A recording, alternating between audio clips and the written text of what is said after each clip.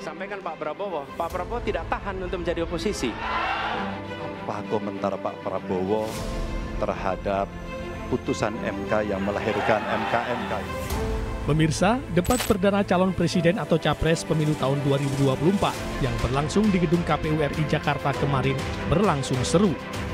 Masing-masing capres telah memaparkan visi misinya dan saling memberikan tanggapan terkait tema yang diusung, yakni tentang hukum, HAM, pemerintahan, pemberantasan korupsi, penguatan demokrasi, hingga kerukunan warga. Gegap gempita pesta demokrasi debat capres ini dirasakan seluruh masyarakat termasuk warga di Jawa Timur. Puluhan simpatisan pendukung capres-cawapres sangat antusias nonton bareng debat capres perdana tersebut. Para pendukung Anies Baswedan dan Muhaimin Iskandar nobar debat calon presiden di kantor DPC Partai Kebangkitan Bangsa dan mengaku puas dengan performa Anies dalam debat capres perdana ini. Ketika mereka mengungkapkan pendapat, ketika mereka mengkritik pemerintah, justru mereka sering dihadapi dengan kekerasan, dihadapi dengan benturan, dan bahkan gas air mata. Apakah kondisi ini akan dibiarkan? Tidak, kita harus lakukan perubahan. Sementara, pendukung paslon nomor urut 2 Prabowo Gibran juga nonton bareng debat capres di posko tim kampanye daerah. Mereka berjoget dan bernyanyi bersama penuh semangat mendukung pasangan Prabowo Gibran. Apakah di tengah 280 juta rakyat, masa tidak ada kekurangan?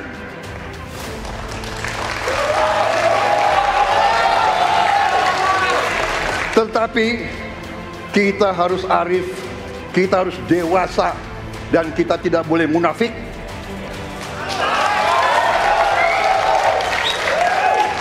Pemimpin itu ingar sosum telodo, harus memberi contoh. Sementara itu, para pendukung paslon nomor urut 3 Ganjar Mahfud juga puas dengan penampilan Ganjar di debat perdana ini. Tak heran, TPD Jatim semakin optimis hasil debat capres mampu meningkatkan elektabilitas Ganjar Mahfud. Saya berjalan ke NTT, kami ketemu dengan masyarakat yang ada di sana. Pak Ganjar, kenapa kami anak muda tidak mudah mendapatkan akses pekerjaan, padahal itu hak kami? Kenapa kemudian kami mendapatkan kesulitan untuk akses internet padahal kami butuh belajar? Tidak sama dengan yang di Jawa.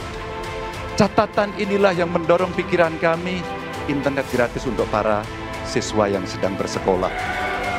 Agar mereka punya kesamaan dengan kita semua yang ada di Jawa ini. Lantas, apakah debat capres perdana ini bisa memberikan efek yang besar bagi elektabilitas ketiga capres di Jawa Timur? Kita akan membahas lengkapnya di Jatim Gaspol, Gagasan Politik Jawa Timur.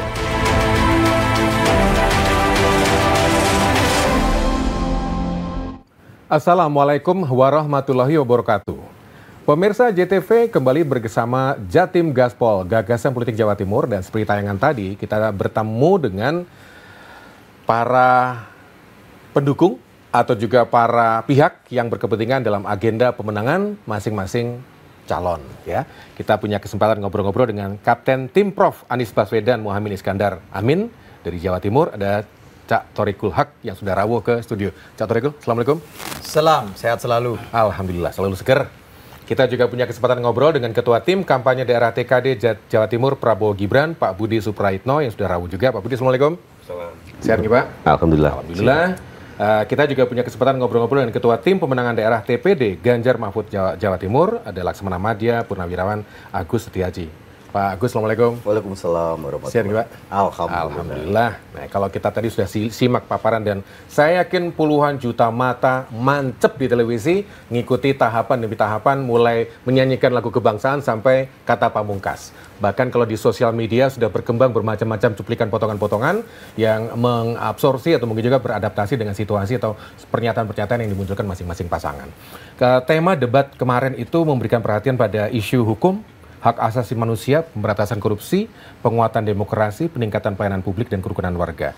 Kalau mungkin Cak Thorik bisa memberikan gambaran, kalau kita tarik ke Jawa Timur, seperti apa konkretnya? Mas Iman, debat kemarin itu seru banget ya.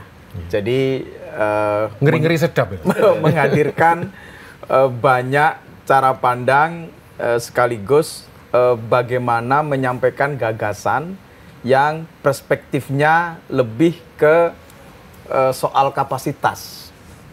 Jadi jelas ya, Pak Anies Baswedan menyampaikan dengan sangat komprehensif terkait dengan gagasan, pikiran, apa yang akan dilakukan untuk Indonesia ke depan.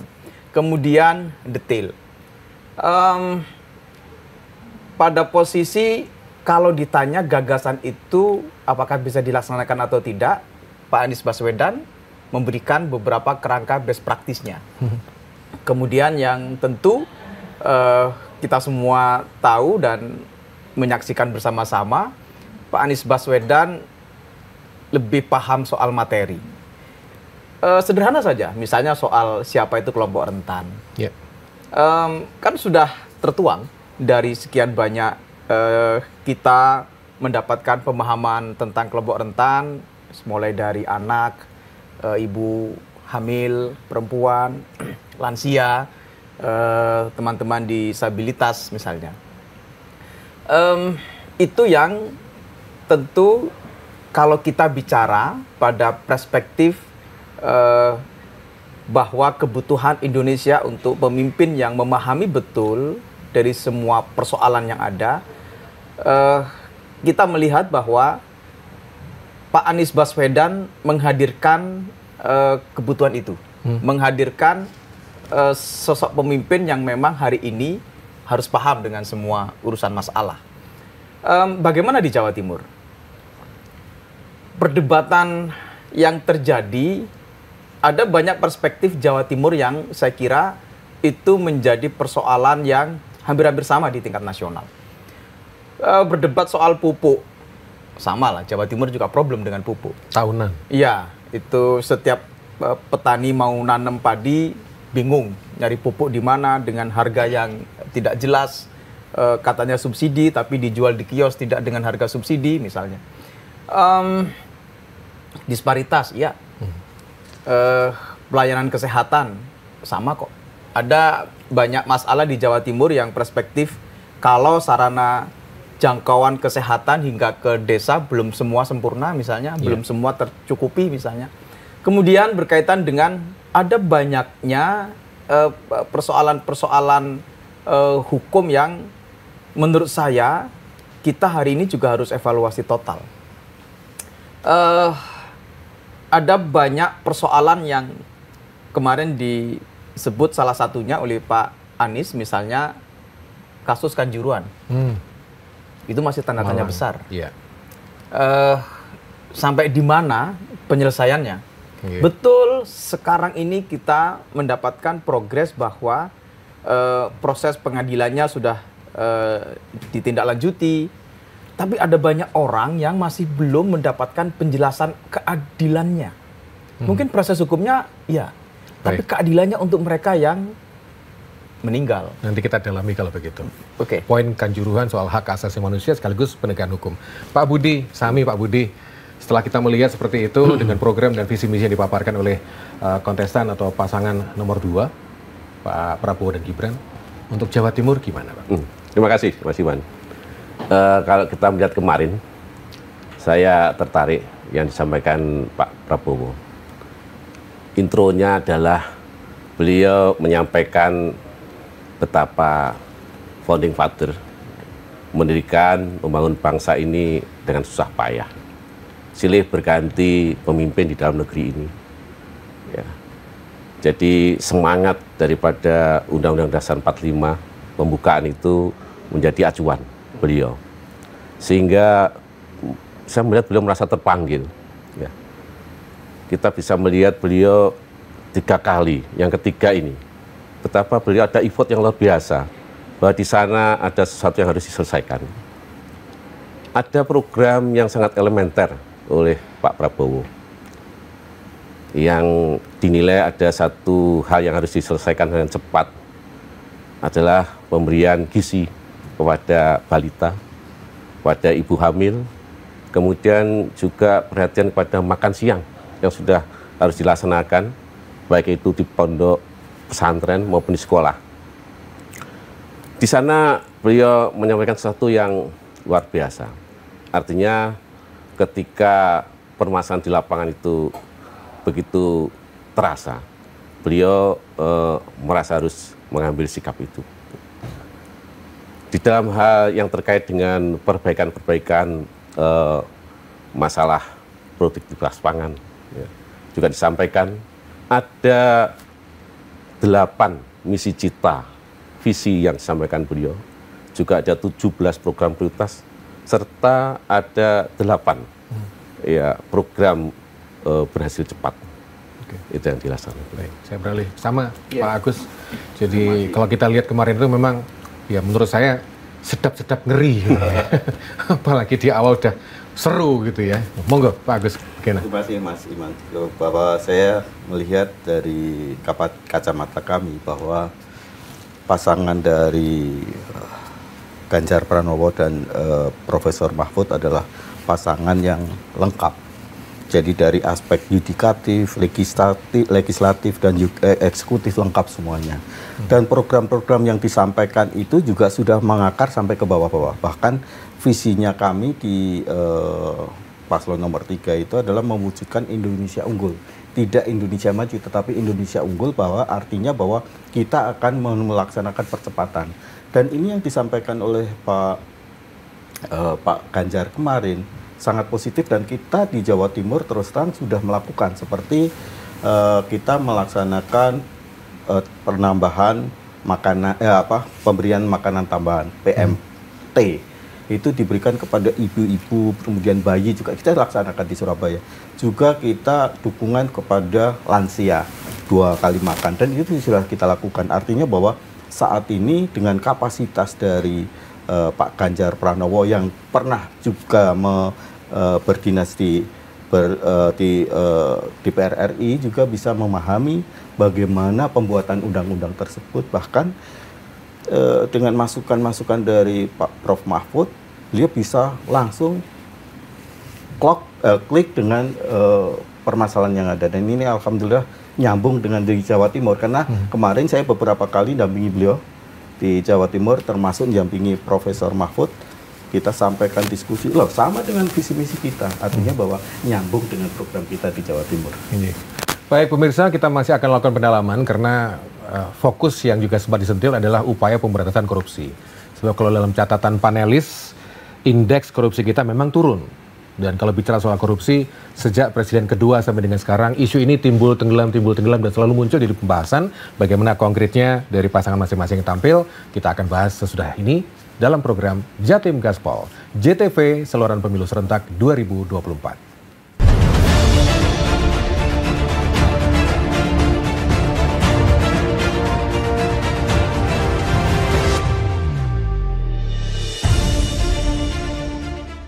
Jatim Gaspol, Gagasan Politik Jawa Timur, JTV Saluran Pemilu Serentak 2024. Pemirsa di Jawa Timur pasti kemarin juga mancep nonton layar televisi masing-masing, atau juga mungkin kalau yang belum kagungan televisi, ya nongkrong sambil nyeruput kopi pasti, dan saling diskusi. Satu di antara topik yang selalu berulang dan bermunculan sejak presiden kedua sampai dengan sekarang gitu ya, isu korupsi. Kemarin juga sempat diangkat. Dan saya juga mengamati kalau Pak Anies itu misalnya memberikan semacam usulan memberi reward pada mereka yang bisa membongkar atau membantu kasus korupsi dalam pengungkapan. Lalu ada usulan juga untuk revisi undang-undang. Kalau menurut tanggapan Cak Torik? Yang top itu yang revisi undang-undang KPK itu. Itu kebutuhan mendesak itu. Jadi setelah ada revisi yang terakhir kemarin itu, ada fungsi penegakan KPK yang mulai ada pembatasan. Dan dari sisi fakta sekaligus cara kerja, saya kira itu pasti akan ada infrastruktur baru yang menurut kami ada cara kerja yang pasti berubah. Nah, cara kerja yang berubah itu yang Pak Anies kemarin sampaikan, ya harus dikembalikan dengan cara kerja yang lebih kuat. Reward. Sekarang itu kan terjadi begini, orang takut melaporkan, orang takut menyampaikan informasi terkait dengan kemungkinan atau dugaan adanya tindakan korupsi. Itu yang akan menjadi penguat. bagi visi dan harapan terkait dengan perbaikan penanganan korupsi yang akan kami lakukan. Di sisi yang lain, terkait dengan misalnya bagaimana penguatan terhadap seluruh fungsi yudikatif yang itu juga menjadi langkah utama yang ada di masing-masing daerah. Kita ini kan komprehensif ya secara aturan ya. Jadi misalnya penegakan hukum itu tidak pada positioning ansih di KPK. Tapi bagaimana diselesaikan, dituntaskan di inspektorat, pemeriksaan internal masing-masing. Nah, kalau by system itu lebih terbuka, lebih transparan, inspektorat juga memberikan penguatan terhadap bagaimana melakukan pencegahan terhadap tindakan-tindakan korupsi di wilayah kerja internal masing-masing. Itu kan tidak sampai pada posisi akan terjadinya korupsi. Baik. Nah, kejaksaan. Siap. Kehakiman. Nah, itu komprehensif. Nggak pada satu positioning ansih apa yang disampaikan dalam perspektif apa yang dilakukan dalam kelembagaan KPK. Siap. Itu yang kemarin kami tangkap. Baik, saya izin ke Pak Agus dulu. Nanti nyebrang ke Pak Budi, loncat-loncat begitu supaya nggak rata 1, 2, 3 gitu, tapi loncat-loncat. Pak Agus, kalau saya lihat di awal-awal beliau menjabat sebagai gubernur itu Pak Ganjar sempat getol gitu ya, sampai malah viral dengan model-model seperti itu. Praktek-praktek korupsi itu buat Pak Ganjar gregeten gitu. Tapi kemarin nggak terlalu intens tuh disenggol itu kalau menurut kacamata saya. Mungkin Pak Agus bisa memberikan respon. Yang jelas untuk Pak Ganjar sudah menyampaikan secara vulgar, secara jelas bahwa ke depan apabila beliau menjadi capres, menjadi presiden 2024, beliau akan pertama adalah di pelayanan publik. Itu akan korupsi akan dibabat. Kemudian yang kedua adalah berkaitan dengan perampasan aset. Saat ini undang-undang perampasan aset masih belum jelas. Kemudian juga kita juga lihat juga pasangannya Pak Ganjar itu siapa. Pasangan Pak Ganjar itu adalah Profesor Mahfud MD yang mempunyai kapabilitas dan kualitas yang tidak diragukan lagi. Saya pernah jadi sekjennya Kemhan. Saya menghadap ke Menko Polhukam waktu itu. Pak Mahfud, mohon maaf, ini ada kasus Asabri. Kerugian berapa? Sekitar 23 triliun. Menurut Bapak gimana? Kalau menurut saya, kita harus teruskan Pak, ini nyangkut seperti Jiwasraya. Beliau bilang lanjutkan Pak Agus. Nah, artinya bahwa apa yang diperbuat, apa yang direncanakan, apa visi misi dari Pak Ganjar dan Prof Mahfud itu langsung ke to the point-nya. Karena masalah utama di Jawa Timur ini adalah pelayanan publik juga. Nah, kalau di tempat lain mungkin di capres lain mungkin kita berantas seakar-akarnya, akarnya di mana juga nggak jelas. Kalau kami melihat bahwa permasalahan utama adalah yang pertama adalah aparat. Kemarin sempat nyentil sih bahwa nanti akan dikirim di Nusa Kambangan. Tapi kalau soal revisi undang-undang apakah sempat dibahas? Sempat. Dan bahkan Pak Mahfud dengan Pak Ganjar juga menyampaikan bahwa undang-undang KPK, kemudian perampasan aset juga undang-undang KPK betul dari Cak Torik itu bahwa pelemahan ini harus segera diperbaiki. Karena kalau tidak, kita tidak tahu lagi penilaian masyarakat terhadap aparat hukum kita. Untuk tim TKD Prabowo Gibran, Pak Budi bagaimana kalau aspek korupsi ini? Apakah juga intens? Undang-undang korupsi sudah lama diterbitkan. Lembaganya juga sudah ada. Bahkan ya aparat mulai dari kepolisian dan kejaksaan. Tentunya itu pun masih dilapisi ketika melalui lembaga-lembaga pengawas keuangan, mulai BPK, BPKP, Dirjen, sampai ke tadi kan Mas Torik Inspektorat. Adalah suatu upaya-upaya yang luar biasa dalam pencegahan. Ya, itu sebagaimana yang disampaikan Pak Prabowo kemarin, bahwa ya kita akan berantas itu. Seakan-akan apabila terjadi hal yang menyangkut korupsi. Bahkan beliau dengan tegas dan lugas menyampaikan ya mungkin ya dengan kebapaan dan melihat sesuatu yang demikian itu ya kalau ada yang belum ditegakkan kita tegakkan.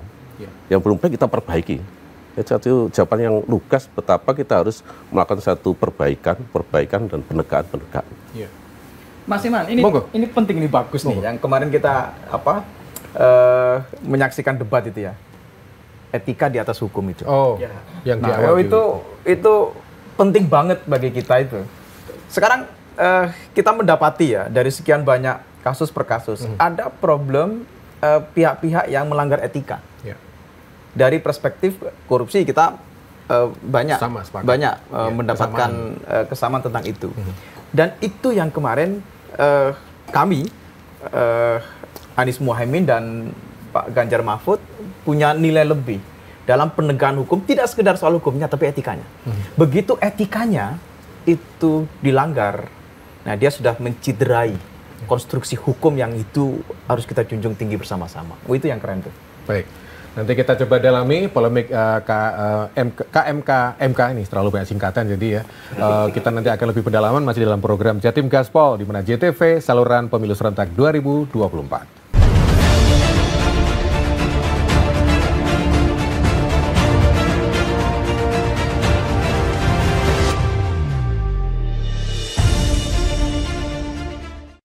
Ketika saya bertugas sebagai presiden, maka saya akan tegaskan kepada semua yang berada di lingkar judisial bahwa tugas Anda bukan hanya menegakkan hukum, tugas Anda menghadirkan rasa keadilan. Nomor satu, tegaskan itu. Yang kedua, bila terjadi praktek-praktek di mana keadilan tidak hadir, maka negara tidak boleh diam dan mengatakan, itu kan proses hukum. Tidak bisa. Justru negara harus mempertanyakan apa yang sesungguhnya terjadi. Dan itulah yang kemudian harus dikerjakan oleh negara, memastikan bahwa proses hukum benar-benar berorientasi kepada keadilan. Lalu kepada mereka yang bertugas, tadi disampaikan bahwa harus memastikan mereka memiliki remunerasi yang baik. Ya, itu penting. Dan yang tidak kalah penting adalah semua proses dilakukan secara transparan. Promosi transparan, kasus transparan, sehingga ada kepercayaan kepada proses pengadilan. Jatim Gaspol, gagasan politik Jawa Timur. Nah, tadi kita sudah saksikan bersama statement yang diungkapkan satu di antara pasangan yang sudah tampil, yaitu Pak Anies Baswedan sebagai pasangan Amin begitu ya. Dan dari aspek penegakan hukum kita sudah mendengarkan sendiri seperti apa. Tapi kalau kita merujuk pada tatanan hukum, saya coba merujuk pada etika tadi seperti dikatakan Cak Torik. Mungkin Pak Agus bisa memberikan tanggapan. Kalau kita bicara soal aspek etika hukum gitu, dan juga bagaimana kita hidup dalam sosial masyarakat, negara hukum, sempat ramai itu waktu gara-gara MK memunculkan pertanyaan seperti itu, memunculkan putusan yang seperti itu. Ya ramai banget itu. Seru-serunya itu. Pak Agus. Kalau menurut saya etika hukum itu sudah sangat menurun. Bahkan kalau saya boleh ngomong porak-poranda.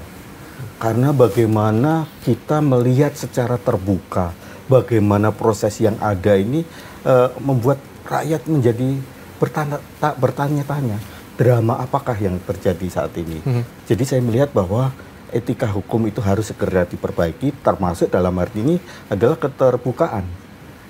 Kami melihat seperti yang disampaikan oleh Pak Ganjar, bagaimana seorang Ibu Sinta, seorang Mas Butet, seorang Ketua BEM UI, itu begitu selesai langsung ditanya. Dan itu ada aspek ketakutan. Bagaimanapun warga sipil begitu dipanggil pasti ada rasa ketakutan. Itulah yang menurut saya hal-hal ini harus kita perbaiki bersama. Kalau nggak salah kemarin Pak Ganjar sempat tanya pada Pak Ganjar. Ya. Pak Ganjar sempat tanya pada Pak Prabowo ya. Mungkin ada tanggapan mungkin terhadap respon Pak Prabowo di pertanyaan Pak Ganjar. Mungkin ada Pak Budi? Ya, jadi sebetulnya yang diarahkan ke sana itu adalah masalah keputusan hukum. Jadi kita harus menghormati apa yang menjadi putusan majelis, apa yang menjadi putusan hukum yang sifatnya mengikat dan final, yang itu harus kita laksanakan. Itulah disitulah penegakan hukum. Cuma itu aja? Iya. Ini kita ini kan sudahlah, ini nggak usah pada pikiran basa-basi. Ini kita hormati hukum, udah itu selesai, kita ini bicara soal begitu. Tapi kalau ini menjadi jurisprudensi terhadap persoalan-persoalan nanti di belakang hari, oke, hukum jalan tapi etikanya problem. Nanti ada lagi hukum jalan etikanya problem. Jadi begini terus, rusak kalau begini. Nah, ini yang harus ada ketentuan dalam, saya tidak tahu apakah ini sebagai sebuah gerakan kebersamaan kita terhadap kesadaran hukum dan etika hukum, atau ada aturan yang mengikat soal itu. Maka pada positioning ini sebenarnya perspektif kami ya, kalau sudah melanggar etika, itu akan ada luka etika hukum. Luka etika hukum itu ada bekasnya. Jadi kalau ada bekasnya, kita akan selalu menjadi ingatan. Oh iya, dulu ada loh seorang hakim yang memutuskan tetapi tidak etis. Ada dulu pimpinan KPK misalnya berkeputusan menangani perkara tapi etikanya dilanggar. Siap. Itu terekam. Nah kalau begini terus, masa iya negara ini mau begini? Baik, kalau gitu kita simak apa kata Pak Prabowo tentang etika dari debat kemarin. Mas Anies, ya memang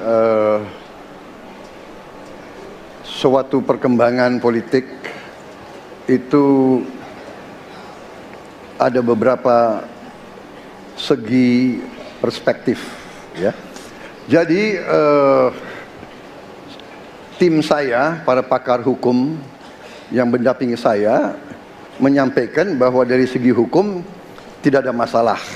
Masalah yang dianggap pelanggaran etika sudah diambil tindakan dan keputusan, ya, waktu itu oleh pihak yang diberi wewenang, kemudian sudah ada tindakan, dan tindakan pun itu masih diperdebatkan karena yang bersangkutan masih memproses. Tetapi intinya adalah bahwa keputusan itu final dan tidak dapat dirubah. Ya, saya laksanakan, ya. Dan kita ini bukan anak kecil, Mas Anies, ya. Anda juga paham, ya. Sudahlah. Ya. Kita saksikan tadi program debat yang menjadi program ditunggu gitu. Pak Agus, tanggapan panjenengan soal statement Pak Prabowo. Terima kasih. Saya kebetulan jadi sekjennya Pak Prabowo 7 bulan, 8 bulan. Saya tahu betul siapa beliau. Tapi menurut saya dari segi perspektif kami dari Capres nomor 3, apapun keputusan hukum, apabila terjadinya prosesnya melalui pelanggaran etika, itu sudah merupakan cacat. Dan ini berat sekali perbaikannya karena prosesnya akan panjang. Anak cucu kita masih lihat loh, oh zaman dulu seperti ini, dan itu jejak digitalnya tidak bisa dirubah, betul ya? Jadi ini benar. Oke, kita ini paham bahwa hukum ini harus kita hormati. Ya, betul. Hukum ini harus kita junjung tinggi. Keputusan apapun itu kita pegang. Problem etika itu lah. Semangat. Mungkin Pak Budi bisa menanggapi problem etika. Silakan, Pak. Terima kasih. Jadi sebenarnya ini kan perspektifnya adalah masalah keputusan yang sifatnya kelembagaan. Ini majelis. Jadi bukan keputusan perorangan. Kalau keputusan perorangan sudah ada melalui lembaga MK. Tapi kalau keputusan majelis kan sudah meningkat dan sudah final majelis, Mas. Jadi bukan di dalam satu memutuskan itu ada banyak orang. Ya. Tapi jadi ada dissenting opinion loh. Yeah. Nah, dissenting opinion itu kan menjadi fakta hukum yang kita semua bisa menduga-duga ini prosesnya apa, prosesnya bagaimana. Ketika ada perbedaan pendapat di antara majelis hakim, kemudian kita tahu semua tidak secara keseluruhan utuh ini berpendapat yang sama, betul ternyata ada pelanggaran etika. Apalagi ada putusan hakim MK juga. Adalah bahwa keputusan itu mepet waktu dengan pengambilan keputusan itu. Betul kata Pak Prabowo tadi, kita ini kan ya bukan anak kecil. Jadi gitu, ya tahulah urusan ini urusan yang kita semua paham konstruksinya bagaimana. Kalau kemarin pelanggarannya di mana, etikanya di mana. Kalau kemarin debat perdana capres yang tampil ya, sekarang ini debat tim pemenangan. Kita masih bersama dalam program Jatim Gaspol. Kembali sesudah ini.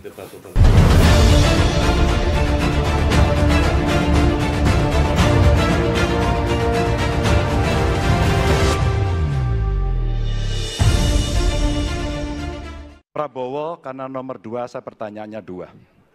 Ada 12 kasus pelanggaran HAM berat yang sudah dikeluarkan mulai dari peristiwa 65, penembakan misterius, Talangsari penghilangan paksa sampai Wamena. Dan saya ingatkan tahun 2009 DPR sudah mengeluarkan 4 rekomendasi pada saat itu kepada Presiden. 1, membentuk pengadilan HAM ad hoc. Yang kedua, menemukan 13 korban penghilangan paksa. Yang keempat, memberikan kompensasi dan pemulihan. Dan yang keempat, meratifikasi konvensi anti penghilangan paksa sebagai upaya pencegahan. Pertanyaan saja 2. Kalau Bapak ada di situ, apakah akan membuat pengadilan HAM dan membereskan rekomendasi DPR? Pertanyaan kedua, di luar sana menunggu banyak ibu-ibu, apakah Bapak bisa membantu menemukan di mana kuburnya yang hilang agar mereka...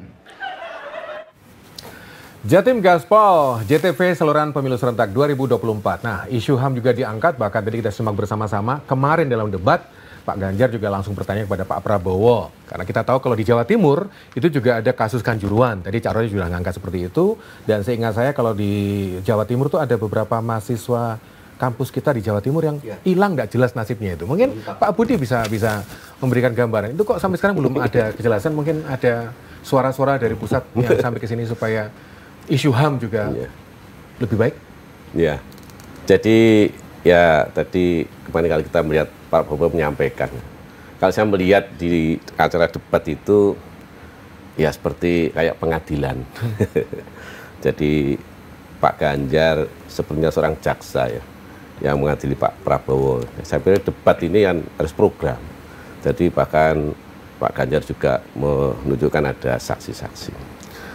Dan Pak Prabowo menyampaikan bahwa isu-isu lama, ya, isu HAM atau isu-isu yang akhir ya, yang sudah basi, yang ketika disampaikan beliau, elektabilitas beliau meningkat, masih isu ditampilkan. Jadi hal itu yang menurut saya kira apa yang disampaikan beliau Pak Prabowo sudah jelas. Beliau juga menyampaikan bahwa ada yang Pak Mas Budiman Sujatmiko yang dulu yang katanya menjadi objek, tapi ternyata beliau sekarang mendukung Pak Prabowo. Oh gitu. Iya. Jadi artinya ada sesuatu yang memang fakta yang disampaikan Pak Prabowo bahwa apa yang nanti akan kita tegakkan, yang perlu kita perbaiki, kita perbaiki. Baik. Nanti sebelum Cak Torik merespon, Pak Agus juga merespon, kita simak dulu apa respon dari Pak Prabowo terhadap pertanyaan Pak Ganjar tadi. Silakan. Mas Anies, ya memang suatu perkembangan politik itu ada beberapa segi perspektif, ya. Jadi tim saya, para pakar hukum yang mendampingi saya. Itu tadi Pak Prabowo merespon pertanyaan dari Pak Ganjar. Cak Torik, Lumajang juga punya catatan ini. Saya ini menjadi bagian dari 98 ya. Saya masih ingat betul. Itu gerakan yang kita lakukan yang kalau dianalogkan dengan kondisi dan keadaan sekarang tentu tidak apple to apple. Jadi tidak bisa memperspektifkan Budiman Sujatmiko dulu dengan Budiman Sujatmiko sekarang. Nggak bisa. Karena kebutuhan keadaan politik sekarang itu juga berbeda dengan ketika waktu itu. Tapi saya pada pikiran begini, kita semua ini yang pernah bersama-sama dalam satu gerakan 98, turun ke jalan, delosor-delosor, berdarah-darah kita semua. Gas air mata. Hilang. Tidak hanya itu, pukulan. Ya. Saya kok, sudahlah, ayo ini kita selesaikan. Apa yang harus kita putuskan? Ya sudah, pengadilan HAM. Kita semua sepakat, ini ada pengadilan HAM. Semua dibeberkan. Anaknya Wiji Tukul, hadirkan. Istrinya Wiji Tukul, hadirkan. Siapa dulu yang mengintimidasi? Apa yang dirasakan waktu itu oleh keluarganya? Tidak sekedar itu, nanti ada aktivis lain yang sampai sekarang belum ditemukan. Jasadnya di mana? Udah keluarganya ditanya. Kenapa dulu ketika tiba-tiba ada penghilangan, keadaannya bagaimana? Saya kira mereka ini kan terlibat menjadi bagian dari sejarah kelam kita yang harus diungkap. saya kok pada posisi itu ya. Oke, sudahlah. Apa sih? Apa sih sekarang tanya? Apa sih beratnya pengadilan HAM bagi kita semua yang ingin menuntaskan persoalan bangsa dan negara ini hingga tuntas? Kalau gitu jawabannya kita putar berikut ini. Silakan. Tahun yang lalu kan? Betul. Dan masalah ini ditangani justru oleh wakil presiden Anda. Ya. Ya. Jadi apalagi mau ditanya kepada saya? Saya sudah menjawab berkali-kali, ada rekam digitalnya. Saya sudah jawab berkali-kali. Tiap 5 tahun kalau polling saya naik, ditanya lagi soal itu.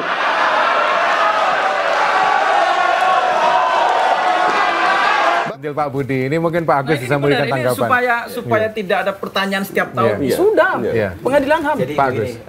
Inilah kelebihannya Pak Ganjar. Pak Ganjar itu EQ-nya, emotional quotation-nya, bagaimana beliau mengendalikan emosi, IQ-nya, dan spiritual quotation-nya ada pada beliaunya. Sehingga beliau tanya betul, Bapak nggak menjawab pertanyaan saya kan hanya 2. Apakah Bapak kalau Presiden akan menuntaskan ini dengan undang-undang HAM ad hoc, kan di pengadilan HAM ad hoc. Yang kedua, apakah bisa membantu mencari makamnya, kan itu. Tapi kan dijawabnya berbeda. Padahal ini adalah esensi dari pertanyaannya Pak Ganjar adalah kalau tidak begitu tidak akan pernah selesai itu masalah ini. Maka dari itu harus ada presiden yang mau untuk melaksanakan penyelesaian pengadilan HAM ad hoc dengan masukan dari DPR. Itu pertanyaannya jelas ya. Jadi artinya bahwa kalau hanya masalah sepele seperti ini saja tidak dilaksanakan, bagaimana untuk prosesnya? Nggak akan selesai urusan ini. Meminjam istilahnya Cak Tur, jadi luka lama yang dibuka tapi dituntaskan, didandani, dibumboni supaya sembuh nggak mari. Gitu. Dan tokoh-tokohnya masih ada kok. Gitu. Pak Wiranto masih ada. Yang waktu itu menjadi Panglima ABRI, Pak Agung juga masih ada. Baik. Semua orang yang bisa diklarifikasi ada kok. Ada semuanya. Baik. Apa? Takutnya apa? Nanti kita dalami. Kita masih bersama dalam program Jatim Gaspol. Kembali sesudah ini.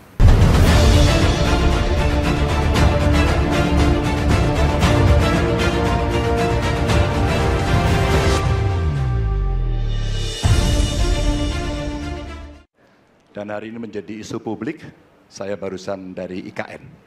Mas Anies, dengan berbagai kondisi yang ada di Jakarta, traffic jam, orang bermigrasi, bagaimana polusi yang terjadi, saya pengen dapat statement yang clear dari Mas Anies. Apa pendapat Mas Anies ketika kemudian Indonesia sentris itu ingin dibangun, mimpi besar anak bangsa sejak presiden sebelumnya ingin dibangun, untuk memindahkan ibu kota dari Jakarta ke IKN. 2 menit dimulai dari sekarang. Kalau ada masalah jangan ditinggalkan, diselesaikan. Itu filosofi nomor 1. Jadi ketika di Jakarta menghadapi masalah, maka masalah lingkungan hidup, masalah lalu lintas, kepadatan penduduk, ini harus diselesaikan. Ditinggalkan tidak kemudian membuat otomatis selesai. Justru ini yang... Ya, masalah ibu kota ini juga merupakan sesuatu yang luar biasa, bahkan diskusinya juga semakin seru menjelang debat kemarin kita baca ya. Mungkin Pak Agus bisa memberikan tanggapan. Terima kasih. Jadi pertanyaannya Mas Ganjar itu jelas untuk mengklarifikasi kepada Pak Anies komentar beliau tentang IKN. Karena menurut Pak Ganjar dan kami di paslon nomor 3, IKN itu tidak sekedar hanya memindahkan ibu kota. Beberapa aspek, dan itu dimulai pada zaman Bung Karno loh. Bung Karno sudah menyampaikan, dan memang ada beberapa negara pemindahan ibu kota itu berhasil. Tapi ada beberapa juga yang gagal. Sehingga saat ini di tahap 1 sudah ada 66% perkembangannya di IKN. Artinya bahwa paslon 3 tidak serta-merta bahwa begitu menjabat langsung berhenti semua. Tidak. Kita akan melihat sejauh mana proses ini berlangsung. Kalaupun memang harus dilanjutkan, kita harus lanjutkan. Bayangkan uang sekian ratus triliun, muspro begitu saja. Katanya kalau IKN jadi itu Jawa Timur terdampak positif, karena nanti hub-nya juga menjadi Jawa Timur. Ya, apakah begitu? Betul. Hub-nya juga ada, tetapi dampak negatifnya juga banyak. Untuk itu kita harus melihat bahwa nilai positifnya seperti apa, nilai negatifnya seperti apa, sehingga dari kenapa Pak Ganjar kemarin ke IKN adalah melihat kondisi real, sehingga apabila beliau sudah menjadi presiden nantinya, insya Allah beliau akan punya keputusan yang tepat. Jangan sampai terjadi berbagai hal, permasalahan di masa lalu di mana ganti presiden, ganti keputusan, akhirnya uang rakyat musnah. Catorik, ini setahu saya memang Pak Anies memang agak sedikit khusus kalau soal IKN. Iya, saya kira sudah banyak disampaikan di banyak kesempatan ya. IKN ini sudah clear undang-undang. Yang menjadi perhatian utama yang disampaikan Pak Anies itu adalah apakah dengan anggaran sebesar itu menjadikan IKN ini pada positioning harus dituntaskan dalam waktu yang saat ini, misalnya. 400 triliun loh. Sementara pupuk itu orang nyari pupuk susahnya nggak karuan. Tahunan pula. Iya, kemudian orang yang harusnya bisa mendapatkan BPJS, yang masyarakat yang masih belum mendapatkan akses kesehatan, kan bisa juga untuk itu. Guru honorer. Baik, nanti kita bagi. Nah, ini yang 400 triliun itu oke. Ini menjadi sebagai sebuah rencana untuk kita punya IKN, tapi kenapa harus gitu? Ini jangka panjang kalau gitu ya. Sebentar, saya ke Pak Budi dulu. Pak Budi, monggo Pak Budi. Singkat Pak Budi. Nanti kita jelang akhir ini, monggo. Ya, terima kasih. Jadi seperti dikatakan, undang-undang untuk IKN sudah selesai, sempurna. Tentunya teman-teman di sana juga support semuanya dari berbagai elemen fraksi yang ada di sana. Jadi saya melihat itu ya harus jalan. Tentunya pasti ada tahapan-tahapannya. Oke. Pak Budi, saya masih bertahan pada panjenengan ini. Kalau bicara soal debat kemarin, itu ada bacaan atau mungkin tulisan yang sudah muncul di media massa. Sempat saya baca bahwa debat kemarin itu akan mempengaruhi pada sikap pemilih yang masih bimbang, swing voter gitu istilahnya. Seperti apa? Apa memang konkret debat kemarin bisa menggeser perolehan suara pada pasangan-pasangan tertentu itu? Iya, saya kira ada potensi untuk ke sana. Bagi mereka yang swing voter, saya melihat kan melihat cara bicara, cara menyampaikan program. Jadi di sana saya melihat kalau dari sebenarnya baik yang disampaikan, tapi saya melihat Pak Prabowo kan tidak banyak retorika, dia pada real, ringan, lugas, dan mudah dicerna. Analisa awal mungkin untuk pasangan Pak Prabowo Gibran apakah sudah berpengaruh swing voter ini ke pasangan? Saya hanya melihat salah satu hasil survei Kompas ya terakhir itu Pak Prabowo pada posisi angka 40,9 yang di bawah. Itu yang survei dari lembaga Litbang Kompas ya. Saya melihat itu. Pak Agus, saya juga membaca ini ada analisa cepat dari Drone Emprit gitu ya, yang memberikan jajaran kata analisa Pak Ganjar nilai kandidat paling kecil, sentimen negatifnya 23%. Merujuk pada pemberitaan media massa dan Twitter macam-macam gitu ya. Pak Anies itu sentimen negatifnya 27%, Pak Prabowo paling besar 41%. Tapi kalau bicara soal debat kemarin, kira-kira swing voter apakah juga bisa menjadi sebuah potensi untuk pasangan saya melihat Ganjar? Seperti yang Litbang Kompas itu menurut saya juga tidak presisi juga. Karena di 2017 pernah melitbang juga di DKI, di mana di situ keputusannya AHY 37%. Tapi begitu hasilnya ternyata cuma 17%. Artinya bahwa ternyata survei saat ini sudah ada pesanan. Dan menurut kami dengan swing voters 28% itu tinggi sekali. Jadi menurut saya dengan tanpa melihat latar belakang lembaga survei, saya melihat dengan kapasitas Pak Ganjar kemarin, negatifnya sedikit, positifnya tinggi. Saya kira akan sangat merebut swing voters, undecided voters, terutama generasi muda. Karena generasi muda itu bukan orang bodoh. Ya, Catorik, gimana Catorik? Ya optimis lah. Kalau kemarin itu ada pertandingan kira-kira yang menang ini Pak Anies. Kira-kira gitu ya. Kalau ada pertandingan debat itu ada nilainya, sudahlah itu kita menyaksikan semua. Litbang Kompas itu sebelum debat, Pak. Jadi kalau kemudian ukurnya pertanyaannya debat, terus kemudian jawabannya Litbang Kompas, ya nggak nyambung. Tadi Catorik bilang optimis. Berapa kira-kira? Enggak, ini bukan soal berapa. Jadi optimisnya itu pertama begini. Ada orang yang merasakan ini di luar ekspektasinya terhadap calon presiden yang didukung. Kok ternyata calon presiden saya begini? Kok ternyata emosional? Kok ternyata penyampaiannya ini kan terjadi nih. Ini hari ini jadi muncul apa? Sosial media macam rame ini. Bukan. Jadi gelisahnya masyarakat yang ketika disurvei sudah menentukan. Nah, ini yang hari ini akan menjadi menurut saya perubahan yang signifikan, terutama anak-anak muda yang sekian waktu mungkin tidak mendapatkan pemahaman yang utuh terkait dengan personalitas capres-cawapres. Baik. Nanti ada debat cawapres. Dan ini tambah seru nih cawapres. Debat tim pemenangan gitu ya. Oh ya. iya, sudahlah kita tunggu yang cawapres. Ini seru-seru sudah. Cak Torik, Pak Budi matur nuwun, Pak Agus matur nuwun rawuh, dan nampaknya kita masih akan terus memantau karena JTV komitmen dan konsisten sebagai saluran pemilu serentak 2024 akan terus mengikuti tahapan-tahapan pemilu sampai dengan Februari 2024. Pastinya penampilan seperti ini juga akan menjadi suguhan lagi. Kita akan coba menganalisa dari perspektif nanti bagaimana debat calon wakil presiden. Kita masih dalam program Jadi Bangkit, ketemu pada edisi berikutnya dengan tema dan sorotan yang berbeda. Assalamualaikum warahmatullahi wabarakatuh. Terima kasih Pak Agus, Pak Budi, Cak Torik, matur nuwun. Semuanya. Terima kasih.